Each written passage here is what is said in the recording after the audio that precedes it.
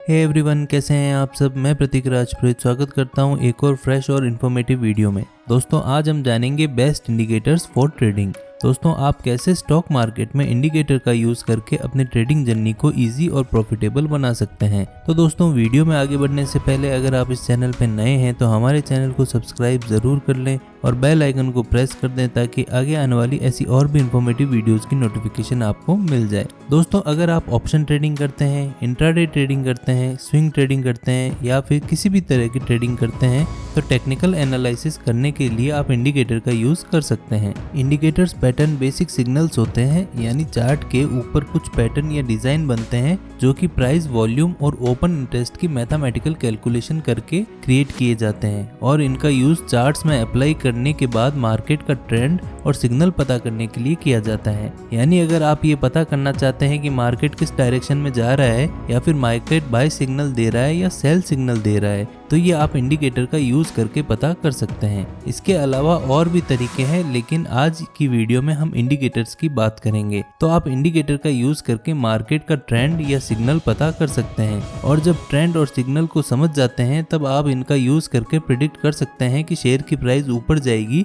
या नीचे जाएगी। और जब आपको पता होगा कि शेयर की प्राइस किस डायरेक्शन में जाएगी तब आप उस हिसाब से ट्रेड लेकर प्रॉफिट अर्न कर सकते हैं। फ्रेंड्स, आज की वीडियो में मैं आपको बहुत सारे इंपॉर्टेंट इंडिकेटर्स के बारे में समझाने जा रहा हूं और उसके बाद आप ये प्रिडिक्ट कर पाएंगे कि शेयर की प्राइस किस डायरेक्शन में जाएगी। तो इस वीडियो को ध्यान से देखिएगा। तो चलिए सबसे पहले समझते हैं कि इंडिकेटर्स कितने टाइप के होते हैं। दोस्तों, इंडिकेटर्स को बहुत तरह से कैटेगराइज किया जा सकता है। इसमें पहला तरीका है उनकी पोजीशन के बेसिस पर कैटेगराइज करना। इसमें दो तरीके इंडिकेटर्स होते हैं। पहला होता है ओवरलेस, जिसमें वो इंडिकेटर्स आते हैं जो कि चार्ट के ऊपर प्लॉट किए जाते हैं, जैसे कि बॉलिंजर बैंड, मूविंग एवरेजेस, ये चार्ट के ऊपर बनते हैं, इसलिए उन्हें ओवरले इंडिकेटर कहा जाता है। और दूसरा है ऑसिलेटर। इसमें वो इंडिकेटर आते हैं जो प्राइस के ऊपर या नीचे प्लॉट किए जाते हैं, जैसे कि RSI, MACD और स्टोचस्टिक ऑसिलेटर। इसके अलावा इंडिकेटर्स को लीडिंग और लैगिंग इंडिकेटर के बेसिस पर भी कैटेगराइज किया जा सकता है। लीडिंग इंडिकेटर वो होते हैं जो प्राइस की मूवमेंट होने से पहले ही सिग्नल दे देते हैं और लैगिंग इंडिकेटर वो होते हैं जो प्राइस की मूवमेंट होने के बाद सिग्नल देते हैं। बहुत सारे ट्रेडर्स लैगिंग इंडिकेटर्स को यूजलेस बताते हैं, लेकिन ऐसा नहीं है। इनकी भी बहुत इंपॉर्टेंस है, क्योंकि ट्रेंड एक्चुअल में रिवर्स हुआ है या फिर नहीं, ये आप इंडिकेटर का यूज करके कंफर्म कर सकते हैं। तो चलिए अब कुछ इंपॉर्टेंट इंडिकेटर्स के बारे में जानते हैं। तो हमारा जो फर्स्ट इंडिकेटर है वो है मूविंग एवरेज। ये एक लैगिंग इंडिकेटर है क्योंकि ये पास्ट की प्राइस के ऊपर बेस्ड होता है, लेकिन ये बहुत यूजफुल इंडिकेटर है क्योंकि ये इंडिकेटर शेयर में जो डेली फ्लक्चुएशन होती है ना, उसको स्मूथ करके एक एवरेज प्राइस निकाल देता है। इस इंडिकेटर का यूज करके आप स्टॉक का ट्रेंड और उसका सपोर्ट रेजिस्टेंस पता कर सकते हैं। मूविंग एवरेज का कस्टमाइजेबल इंडिकेटर है, जो आप जितने भी दिन का मूविंग एवरेज देखना चाहते हैं वो आप देख सकते हैं, बट जनरली 15, 20, 30, 50, 100 और 200 डेज का मूविंग एवरेज यूज किया जाता है। मूविंग एवरेज का बेसिकली दो टाइप के होते हैं, एक है सिंपल मूविंग एवरेज और दूसरा exponential moving average. Moving average अगर 15 दिन का निकाल रहे हैं तो वो 15 के 15 दिन के बराबर इंपॉर्टेंस देता है, जबकि एक्सपोनेंशियल मूविंग एवरेज जो पास्ट वाला दिन है उसको ज़्यादा इंपॉर्टेंस देता है, यानी एक दिन पहले जो था उसको वो ज़्यादा इंपॉर्टेंस देगा, जबकि 15 दिन पहले वाले को वो कम इंपॉर्टेंस देगा, इसलिए ज़्यादा एक्यूरेट होता है। बट अगर आप चार्ट में सिंपल मूविंग एवरेज और एक्सपोनेंशियल मूविंग एवरेज देखेंगे तो आपको बहुत ज़्यादा डिफरेंस नज़र नहीं आएगा। इसलिए आप सिंपल मूविंग एवरेज यूज़ करें या एक्सपोनेंशियल मूविंग एवरेज यूज़ करें, वो एक ही बात है। बट क्योंकि कहा जाता है कि एक्सपोनेंशियल मूविंग एवरेज ज़्यादा एक्यूरेट है तो आप वही यूज़ कर सकते हैं। तो चलिए दोस्तों, आप डायरेक्टली चार्ट में देखते हैं कि मूविंग एवरेज क्या होता है। किसी भी इंडिकेटर का यूज़ करने के लिए आप जो भी चार्टिंग टूल का यूज़ करते हैं उसमें ऊपर इंडिकेटर का ऑप्शन आता है, तो आपको वहाँ पे सर्च करना होता है।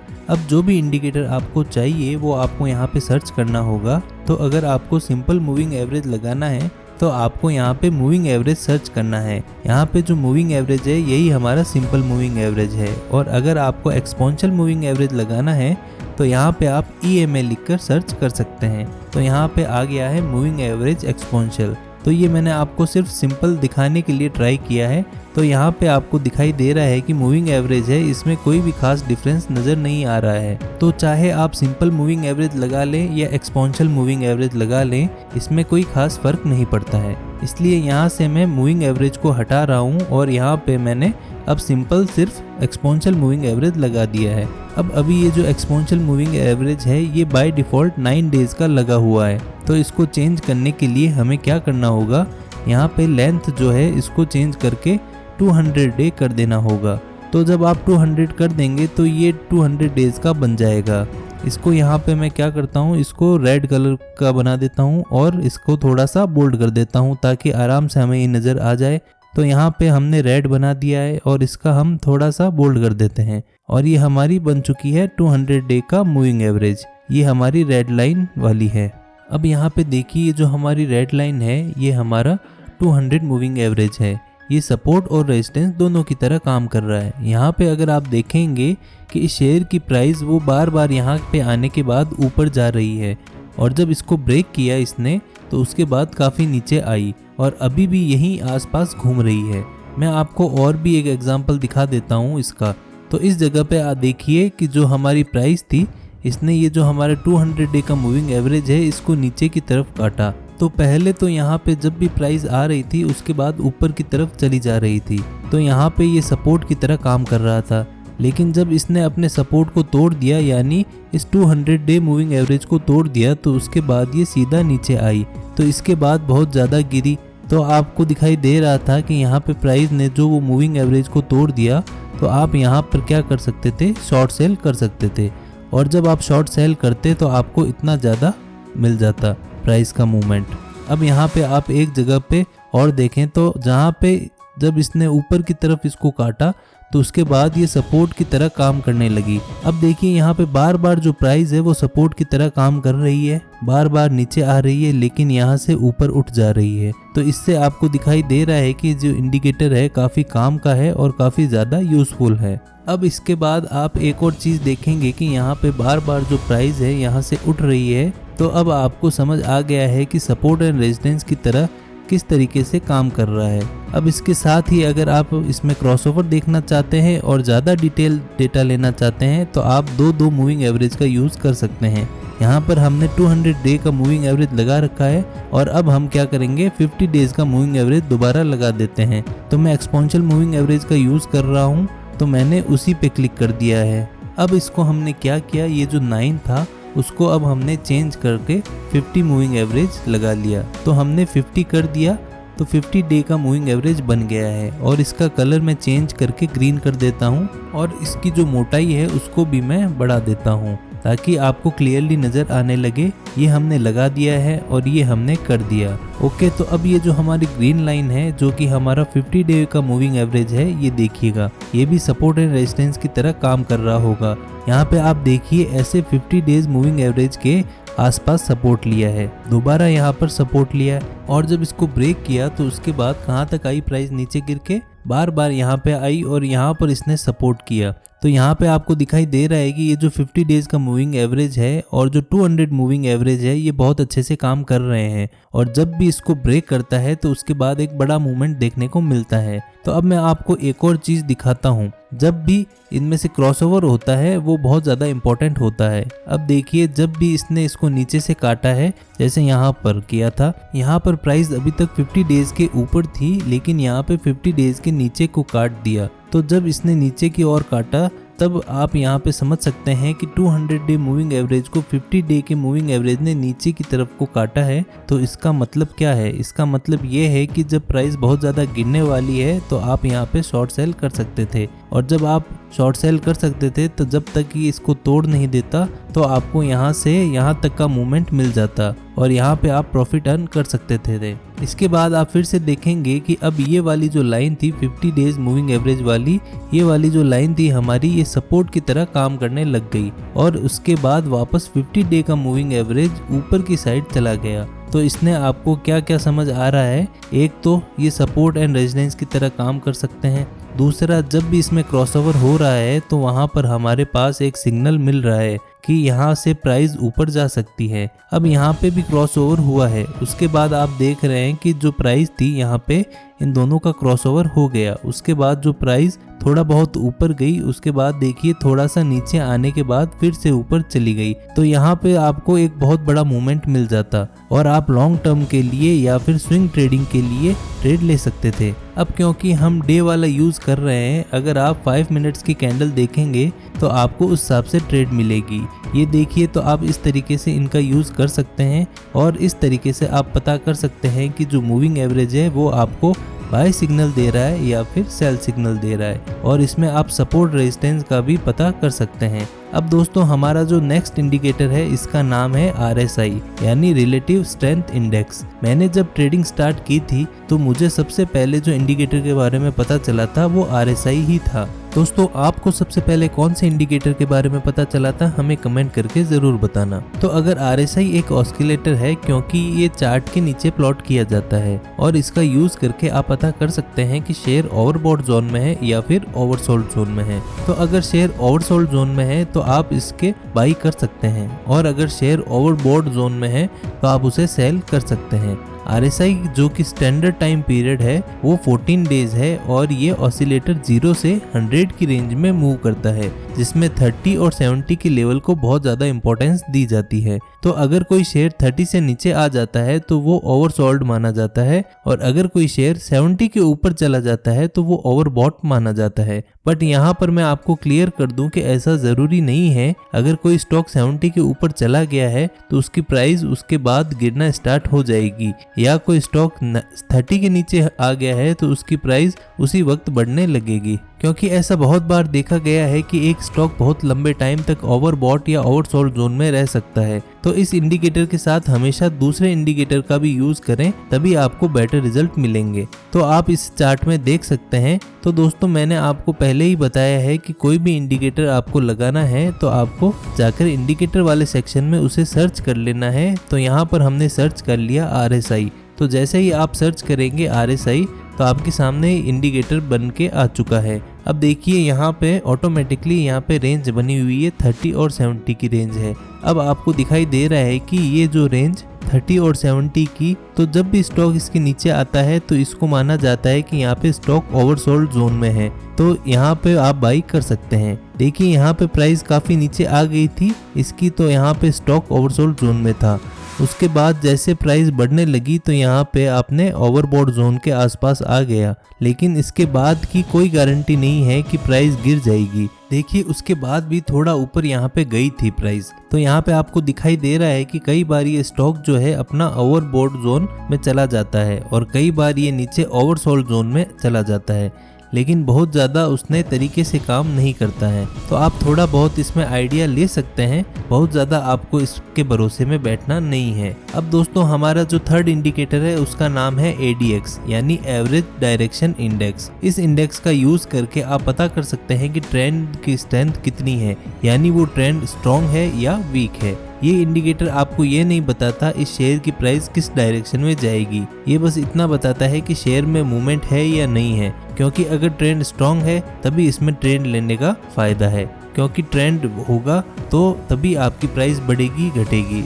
जबकि अगर ट्रेंड भी एक होगा, एक रेंज में मूव करेगा या बहुत कम मूव करेगा, जिससे आपको कोई भी खास फायदा नहीं होगा। तो अगर ADX की वैल्यू 25 से ज़्यादा है तो इसका मतलब है कि ट्रेंड स्ट्रॉन्ग है और आप उस पे पोजीशन ले सकते हैं, और अगर ADX की वैल्यू 20 से कम है तो इसका मतलब है कि ट्रेंड भी वीक है और फिर प्राइस ट्रेंड लेस है। तो आपको ऐसे टाइम पर ट्रेड लेने से बचना चाहिए जब ADX की वैल्यू 20 से कम होगी, क्योंकि उस टाइम पर स्टॉक में ज़्यादा वॉलेटिलिटी नहीं होगी, तो उस टाइम पर प्राइस ज़्यादा मूव नहीं करेगी। और जब ADX की वैल्यू इंक्रीज हो रही है तब आप ये समझ सकते हैं कि ट्रेंड स्ट्रॉन्ग हो रहा है और आप उसमें ट्रेड ले सकते हैं। अब इसे भी चार्ट में देखते हैं, तब आपको ज़्यादा बेटर समझ आएगा। तो दोस्तों हम वापस चार्ट में आ चुके हैं। तो इस इंडिकेटर का यूज़ करने के लिए भी आपको इंडिकेटर में जाना होगा, यहाँ पे जाके ADX लिखना होगा, एवरेज डायरेक्शन इंडेक्स आ गया है। आप जैसे ही इस पे क्लिक करेंगे तो ये इंडिकेटर नीचे आ जाएगा।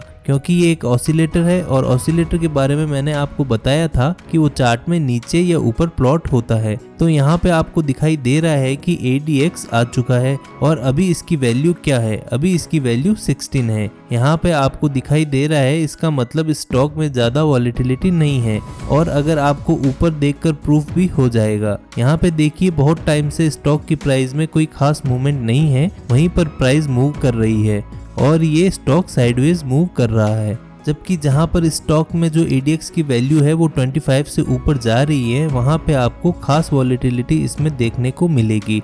जैसे इस टाइम पर ADX की वैल्यू 32 तक चली गई थी और उस टाइम पर आप देखेंगे कि स्टॉक में बहुत ज़्यादा वॉलेटिलिटी थी और उसके बाद इसकी प्राइस काफ़ी नीचे तक आई थी। उसके बाद दोबारा आप देखेंगे कि यहाँ पर ADX की वैल्यू बढ़ी थी और उसके बाद आपको समझ आ रहा है कि यहाँ पे ट्रेंड स्ट्रॉन्ग है, तो या तो प्राइस ऊपर जाएगी या नीचे जाएगी। तो यहाँ पे देखिए ऊपर की तरफ चली गई है, तो जहाँ पर ADX की वैल्यू कम है वहाँ पे स्टॉक साइडवेज मूव कर रहा है और जहाँ पर ADX की वैल्यू ज़्यादा है वहाँ पे स्टॉक या तो आप ट्रेंड में जा रहा है या फिर डाउन ट्रेंड में जा रहा है। एक एग्जांपल और देख लें तो यहाँ पे ADX की वैल्यू 52 तक चली गई थी। देखिए जहाँ पे गैप अप ओपनिंग हुई थी सीधा यहाँ तक प्राइस चली गई थी, उसके बाद स्टॉक साइडवेज मूव करने लगा। तो आप देख रहे हैं यहाँ पर 9, 10, 15, 16, 17 के आसपास ADX की वैल्यू आ गई थी। इस तरीके से आप ADX के थ्रू पता कर सकते हैं कि स्टॉक में वॉलेटिलिटी है या नहीं है। अब दोस्तों हमारा जो फोर्थ इंडिकेटर है इसका नाम है बॉलिंजर बैंड। इसका यूज करके आप पता कर सकते हैं कि स्टॉक ओवरबॉट जोन में है या फिर ओवरसोल्ड जोन में है और इस इंफॉर्मेशन के बेसिस पर आप ट्रेड ले सकते हैं। बॉलिंजर बैंड ओवरले इंडिकेटर है, यानी ये प्राइस के ऊपर प्लान किया जाता है और इसमें बेसिकली 3 बैंड होते हैं। एक है अपर बैंड, लोअर बैंड और मिडल बैंड। इसमें जो मिडिल बैंड है वो सिंपल मूविंग एवरेज है जो 20 डेज का है और जो अपर एंड लोअर बैंड है 20 SMA से 2 स्टैंडर्ड डेविएशन है पॉजिटिव और नेगेटिव की साइड पे। जॉन बॉलिंजर जिन्होंने इस इंडिकेटर को डेवलप किया था, उनके अकॉर्डिंग जो शेयर की प्राइस है वो अपर बैंड और लोअर बैंड के बीच में ही मूव करती है। तो जब शेयर लोअर बैंड के पास है तब आप उसे बाय कर सकते हैं और जब शेयर अपर बैंड के पास है तो आप उसे सेल कर सकते हैं और इस तरीके से प्रॉफिट अर्न कर सकते हैं। तो चलिए अब इसे चार्ट में देख लेते हैं। दोस्तों बॉलिंजर बैंड इंडिकेटर लगाने के लिए भी आपको इंडिकेटर वाले सेक्शन में जाना होगा। यहाँ पर आपको जाके सर्च करना होगा बॉलिंजर बैंड और जहाँ पर आपको बॉलिंजर बैंड दिखेगा आप उस पर क्लिक कर देना और जैसे ही आप क्लिक करेंगे तो आपको इस तरीके से बॉलिंजर बैंड लगा हुआ दिख जाएगा। तो यहाँ पे आपको दिखाई दे रहा है कि इसमें 3 बैंड है, मैंने आपको बताए थे। एक होता है अपर बैंड, दूसरा होता है लोअर बैंड और बीच में होता है मिडिल बैंड। तो ये अपर बैंड है, ये लोअर बैंड है और ये मिडिल बैंड है जो कि 20 डेज का सिंपल मूविंग एवरेज है। यहाँ पे आपको भी दिखाई दे रहा है। तो आप देखिए जो शेयर की प्राइस है वो इन दोनों के बीच में ही मूव कर रही है। देखिए यहाँ पे इसकी जो प्राइस है वो नीचे तक आई और उसके बाद ऊपर तक गई। ऊपर जाने के बाद कई बार थोड़ी देर रहती और कई बार उसके बाद ही नीचे आ जाती और जहाँ पर भी आप देखेंगे वहाँ पर इस शेयर को जो प्राइस है वो इसी बैंड के अंदर मूव कर रही है। 90% केसेस में, 100% नहीं बट 90% केसेस में इसी बैंड के अंदर जो शेयर की प्राइस है वो मूव कर रही है। तो यहाँ पर देखिए लोअर बैंड के पास इसकी प्राइस थी, उसके बाद ये लगभग अपर बैंड के पास तक गई थी और उसके बाद फिर लोअर बैंड के पास तक आई और इस तरीके से शेयर की प्राइस मूव कर रही है। आप जहाँ पर भी देखेंगे आपको ऐसा ही देखने को मिलेगा। तो अगर आपको कोई ऐसी अपॉर्चुनिटी मिलती है जहां पर आपको लगता है कि शेयर की प्राइस है वो अपने लोअर बैंड के पास है तो उसकी प्राइस अब बढ़ सकती है, तो आप वहां पे ट्रेड ले सकते हैं। जैसे यहाँ पर प्राइस नीचे तक आ रही थी, उसके बाद यहाँ पे आने के बाद प्राइस ने क्या किया, यहाँ से बढ़ना शुरू कर दिया और वो अपने लोअर बैंड के पास थी, तो आप यहाँ पे ट्रेड ले सकते थे। यहाँ पे नहीं तो थोड़ा ऊपर ले सकते थे और उसके बाद आप यहाँ पर सेल कर सकते थे। अब दोस्तों हमारा जो 5th इंडिकेटर है उसका नाम है MACD यानी मूविंग एवरेज कन्वर्जन डाइवर्जन। ये एक ट्रेंड फॉलोइंग इंडिकेटर है, मतलब ये इंडिकेटर ट्रेंड के साथ चलता है। MACD के टोटल 3 कंपोनेंट होते हैं, इसमें 2 EMA यानी 2 एक्सपोनेंशियल मूविंग एवरेज और एक हिस्टोग्राम होता है। मूविंग एवरेज क्या होता है वो हमने आपको पता ही दिया है, बचता है कन्वर्जन और डाइवर्जन। तो इसमें जब 2 मूविंग एवरेज पास आते हैं तो इसका एक कन्वर्जेशन कहा जाता है और जब ये दूर जाते हैं तब इसे डाइवर्जेशन कहा जाता है और इन दोनों का जो डिफरेंस होता है वही हिस्टोग्राम में दिखाई देता है।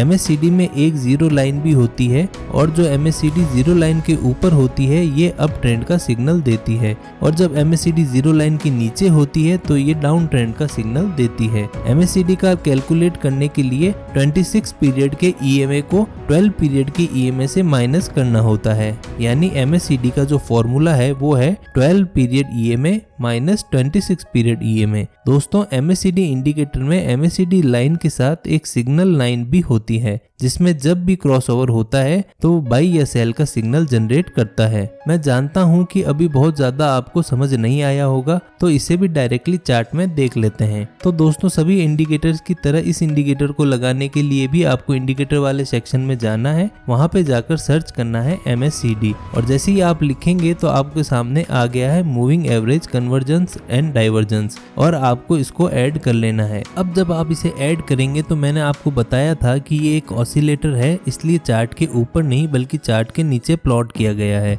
और आपको दिखाई दे रहा है ये पूरा एक जो डिज़ाइन सा नज़र आ रहा है ये MACD इंडिकेटर है। इसमें मैंने आपको बताया था कि इसमें 3 तरह के कंपोनेंट होते हैं, एक होता है MACD लाइन, दूसरा होता है सिग्नल लाइन और तीसरा होता है हिस्टोग्राम। तो इसमें ये जो ग्रीन और रेड सिंबल बने हुए हैं ये जो है हमारा हिस्टोग्राम है, जो इस पे ब्लू लाइन है ये हमारी MACD लाइन है और ये जो ऑरेंज लाइन है ये हमारी सिग्नल लाइन है और इस तरीके से हमारे MACD कुछ दिखाई देता है। अब इसमें सबसे पहली चीज आपको देखनी होती है वो होता है क्रॉसओवर। तो इसमें जहां पर भी जो हमारी ब्लू लाइन है वो ऑरेंज लाइन को काट देती है, यानी हमारी MACD लाइन ऑरेंज लाइन जो कि हमारी सिग्नल लाइन है उसको काट देती है, तो वहां पर क्रॉसओवर्स होते हैं। तो जब ये क्रॉसओवर नीचे की तरफ होंगे तो वो क्या देगा, वो एक बियरिश सिग्नल देगा और जब भी क्रॉसओवर ऊपर की तरफ होंगे तो ये एक बुलिश सिग्नल देगा। तो यहाँ पे मैं आपको कुछ एग्जांपल दिखाता हूँ। पहले मैं उससे थोड़ा सा ब्रॉड कर देता हूँ ताकि आपको अच्छे से नजर आए।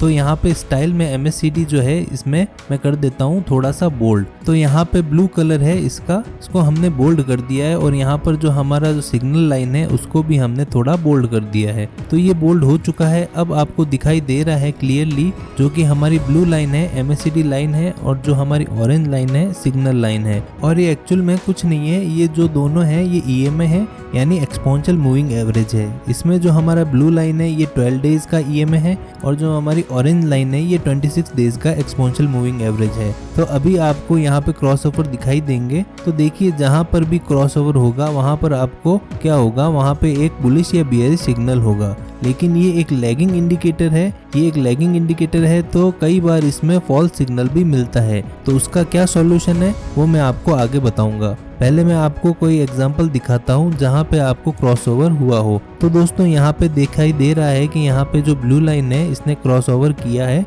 और इसके बाद यहाँ पर प्राइस बढ़ी थी। इसके बाद यहाँ पर जो हमारी ब्लू लाइन है यानी MACD लाइन है उसने सिग्नल लाइन को नीचे की तरफ काटा है, तो उसके बाद प्राइस नीचे क्यों गिरी। तो ऐसे कई जगह पर आपको देखने को मिल जाएगा। मैं आपको और भी कहीं दिखा देता हूँ। देखिए यहाँ पर भी क्रॉसओवर हुआ है, जो ब्लू लाइन थी उसने ऑरेंज लाइन को ऊपर की तरफ काटा और यहाँ पर शेयर की प्राइस बढ़ी। लेकिन दोस्तों कई बार ऐसा होता है कि यहाँ पे फॉल्स सिग्नल मिल जाता है, तो इसका सॉल्यूशन है हिस्टोग्राम। ये जो हिस्टोग्राम आपको दिखाई दे रहा है ये ग्रीन और रेड वाला है। ये आपको बताता है इन दोनों के बीच का डिफरेंस, जिसको हम कन्वर्जन और डाइवर्जन भी कहते हैं। तो जहाँ पर ये डिफरेंस ज्यादा है वो ज्यादा स्ट्रॉन्ग सिग्नल देता है। जैसे इस जगह पर बहुत कम डिफरेंस है इन दोनों लाइंस के बीच में, तो ये हिस्टोग्राम बहुत छोटा बना है, इसलिए ये जो सिग्नल देता है ये कई बार फेक सिग्नल होते हैं और फॉल्स सिग्नल होते हैं। तो जहाँ पर हिस्टोग्राम छोटा है यानी इन दोनों लाइन के बीच में डिफरेंस कम है, तो वहाँ पे आपको इसको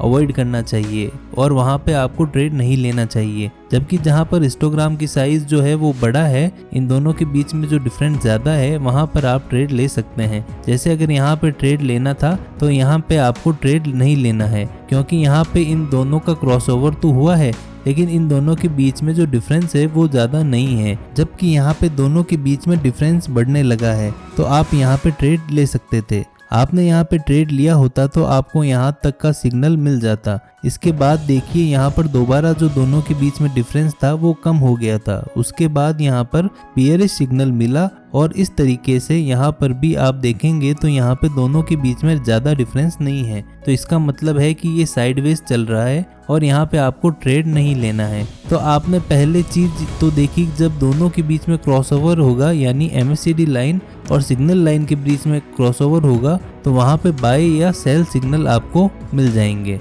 उसके बाद आपने इसके साथ ही हिस्टोग्राम को देख लेना है। हिस्टोग्राम से आपको ये पता चल जाएगा कि वो बाय सिग्नल जो है वो स्ट्रॉन्ग सिग्नल है या वीक सिग्नल है। तो अगर हिस्टोग्राम बड़ा है तो वो स्ट्रॉन्ग सिग्नल है और अगर बहुत छोटा है तो वो एक वीक सिग्नल है। इसके बाद तीसरा तरीका जो आप MACD में यूज कर सकते हैं वो है कि बेस लाइन को जब MACD लाइन क्रॉस करती है तो वो भी बाइंग सिग्नल होता है। जैसे अभी आप सिर्फ इस ब्लू वाली लाइन को कंसीडर कीजिए, तो यहाँ पे ये जो हमारी ब्लू लाइन है, जो हमारी बेस लाइन है, इस लाइन को क्रॉस किया है तो यहाँ पे भी बुलिश सिग्नल जनरेट हुआ है। तो इस तरीके से आप MACD इंडिकेटर का यूज कर सकते हैं। तो दोस्तों इस तरीके से आप इन सभी इंडिकेटर का यूज करके ट्रेडिंग कर सकते हैं और रेगुलर प्रॉफिट अर्न कर सकते हैं। दोस्तों उम्मीद करता हूँ आपको ये वीडियो पसंद आई होगी। वीडियो पसंद आई हो तो उसे प्लीज लाइक करें, अपने फ्रेंड्स और रिलेटिव के साथ शेयर करें और हमारे चैनल को सब्सक्राइब जरूर कर लें। मिलते हैं नेक्स्ट वीडियो में, तब तक के लिए